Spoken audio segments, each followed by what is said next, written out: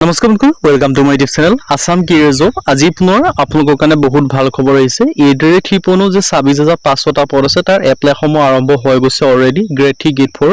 So কোনটো তাৰিখৰ পৰা আপোনালোকে এক্সাক্ট এপ্লাইসমূহ কৰিব পাৰিব সকলোখিনি কথা আপোনালোকৰ কাৰণে আহি গৈছে। সো সকলোখিনি কথা আপোনালোকক জনাই আছো। সো ভিডিওটো শেষলৈকে চাব। যদি ভিডিওটো ভাল পায় ভিডিও লাইক এটা কৰিব, লগৰ চেনেলটো সাবস্ক্ৰাইব কৰিব, এনেকুৱা ভিডিও প্ৰতিদিনে পাই থাকিব।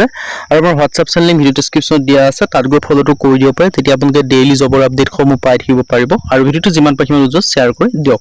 সো ভিডিওটো আগবঢ়াৰ আগতে আপোনালোকৰ কাৰণে এটা অফাৰ লৈ আহিছো। অফাৰটো হৈছে যেটো আমাৰ ADA 3.0 কোৰ্স হয়, সেই কোৰ্সটোত আপোনালোকৰ কাৰণে 50% অফাৰ চলি আছে। সো ADA 3.0 কাৰণে যেটো 50% অফাৰ চলি আছে, এই কোৰ্সটো যে আপোনালোকে বাই কৰিলে পঢ়ে, বেলেগ কোনো বুকস বা বেলেগ কোনো কোৰ্স নকৰিলে হ'ব। এইখিনি পঢ়িলে আপোনালোকৰ কাৰণে সাফিচিয়েন্ট হ'ব। আৰু এই যেটো কোৰ্সটো বৰ্তমান প্ৰাইস আপোনালোকৰ কাৰণে 50% অফাৰ চলি আছে। সো 499 ত আপোনালোকে কোটি কোৰ্সটো পাই যাব। ADA 3.0 বেষ্ট কোৰ্স দেখিছে 2026-27 বৰ্ষৰ ক্ষেত্ৰত গ্ৰেড 3 গ্ৰেড 4 ক্ষেত্ৰত।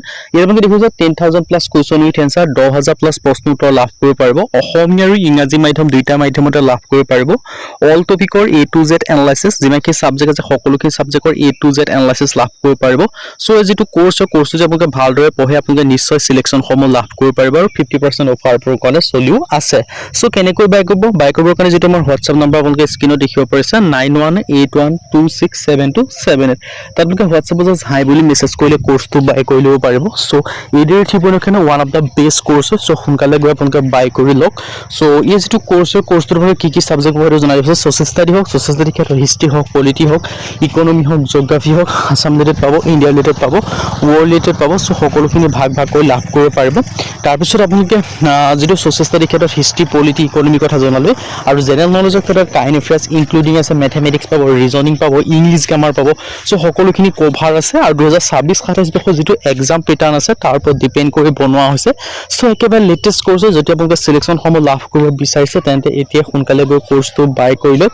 আৰু আপোনালোকৰ সিলেকশন সমূহ নিজৰ হাতত ৰাখিব পাৰিব। কাৰণ দিনক দিনে আপোনালোকৰ কম্পিটিশন টাফ হৈ গৈছে। সো সেই কম্পিটিশনক আপোনালোকে টক্কৰ দিবলৈ হ'লে এতিয়াৰ পৰা আপোনালোকে ভালদৰে পঢ়া শুনা কৰিব লাগিব।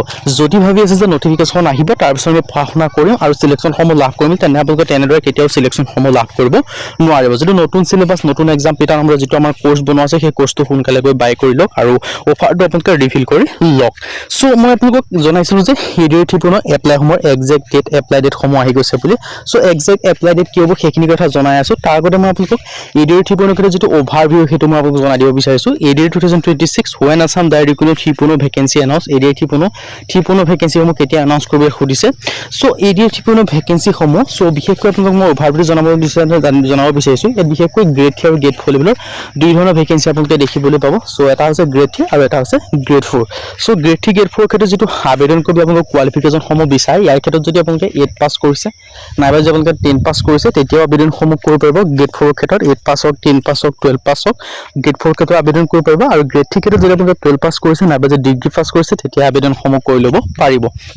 আৰু এইটো এটা আপোনালোকৰ কাৰণে বেষ্ট অপৰচুনিটি হয়। আগন্তুক ADA ভ্যাকেন্সি সমূহ অতি সোনকালে মানে সো কেতিয়াৰ পৰা আবেদন সমূহ হ'বলৈ হেতু জনাই আছো আপোনালোকক কেতিয়াৰ পৰা আবেদন সমূহ হ'বলৈ গৈ আছে। আৰু সো এই যিখিনি ভ্যাকেন্সি হয় ভ্যাকেন্সি সমূহ আপোনালোকৰ ইয়াৰ কাৰণে অলৰেডি SIT গঠন কৰা হৈছে, যেটো কমিটিৰ দ্বাৰা ৰিপৰ্ট আহিব।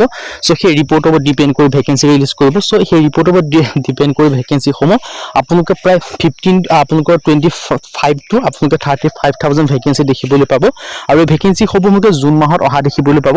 কিন্তু আপোনালোকে যে জুন মাহত ভ্যাকেন্সি আহিব তাৰপিছত আমি পঢ়িম তাৰপিছত আমি সিলেকশন সমূহ লাভ কৰিম তেনেকৈ যে ভাবি আছে তেন্তে আপোনালোকে বহুত ভুল ভাবি আছে। তেনেকৈ যিসকলে ভাবি আছে তেওঁলোকৰ সিলেকশন কেতিয়াও লাভ কৰিব নোৱাৰে। কাৰণ আপোনালোকে যিমান পাৰে সিমান এতিয়াৰ পৰাই পঢ়িব লাগিব। যেতিয়া এতিয়াৰ পৰাই পঢ়িব তেতিয়া আপোনালোকে সিলেকশন সমূহ লাভ কৰিব পাৰিব। আৰু এতিয়াৰ পৰাই আপোনালোকে যাতা পঢ়িলে নহ'ব। যাতা যে পঢ়িবলৈ যে আপোনালোকৰ সময় একেবাৰে কম আছে, যাতা পঢ়িলে কেতিয়াও সিলেকশন সমূহ লাভ কৰিব নোৱাৰিব। তাৰ কাৰণে আপোনালোকক প্ৰপাৰ ৱে লাগিব, কমপ্লিট সিলেবাস কভাৰকে পঢ়িব লাগিব। সো প্ৰপাৰ ৱে আৰু কমপ্লিট সিলেবাস কভাৰ কৰি আমাৰ যেটো কোৰ্স প্ৰস্তুত কৰা হৈছে সেইটো বাই কৰিলে পঢ়া শুনা সমূহ কৰক আৰু সিলেকশন সমূহ নিজৰ হাতত ৰাখক। সো তাৰ ক্ষেত্ৰত আপোনালোকে সিলেকশন সমূহ ৰাখিবৰ কাৰণে আৰু কমপ্লিট ৱে পঢ়িবৰ কাৰণে আমাৰ যেটো কোৰ্সটো বাই কৰিলে পঢ়িব পাৰিব। কিন্তু সেই কোৰ্সটো বাই কৰিলে পঢ়িলে বেলেগ কোনো বুকস বা বেলেগ কোনো কোৰ্স কৰা দৰকাৰ নাথাকে। মানে সকলোখিনি যাতে পাব, কমপ্লিট সিলেবাস কভাৰ আছে, মক টেষ্টৰ পৰা আদি কৰি সকলোখিনি আপোনালোকে পাই যাব। সো সোনকালে কোৰ্সটো বাই কৰি লওক আৰু আপোনালোকৰ সিলেকশন সমূহ নিজৰ হাতত ৰাখিব পাৰিব। সো কেনেকৈ বাই কৰিব কোৰ্সটো বাই কৰিব কাৰণে যেটো আমাৰ হোৱাটছআপ নম্বৰ আপোনালোকে স্ক্ৰিনত দেখিব পাৰিছে 9181267278, আপোনালোকে হোৱাটছআপত জাস্ট হাই বুলি মেছেজ কৰিলে কোৰ্সটো বাই কৰি ল'ব পাৰিব। আজি ভিডিও যদি ভিডিও লাইক কৰিব লগৰ চেনেলটো সাবস্ক্ৰাইব কৰিব, এনেকুৱা ভিডিও প্ৰতিদিনে পাই থাকিব। আজিৰ ভিডিওত লগ পাম।